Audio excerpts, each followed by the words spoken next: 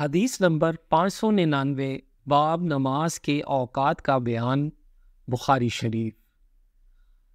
ابو المنہال سے روایت ہے کہ انہوں نے کہا، میں اپنے باپ سلامہ کے ساتھ ابو برزہ اسلمی رضی اللہ عنہ کی خدمت میں حاضر ہوا۔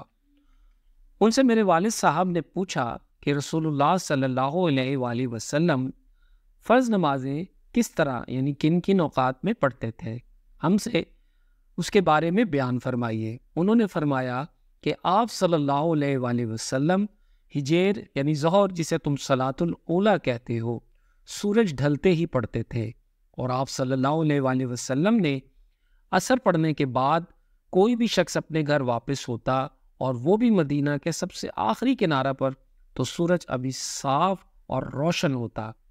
مغرب کے بارے میں آپ نے جو کچھ بتایا مجھے یاد نہیں رہا، اور فرمایا کہ عشاء میں آپ صلی اللہ علیہ وآلہ وسلم تاخیر پسند فرماتے تھے، اس سے پہلے سونے کو اور اس کے بعد بات کرنے کو پسند نہیں کرتے تھے۔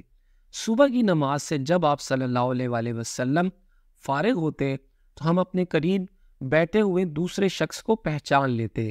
آپ صلی اللہ علیہ وآلہ وسلم فجر میں 60 سے 100 تک آیتیں پڑھتے تھے۔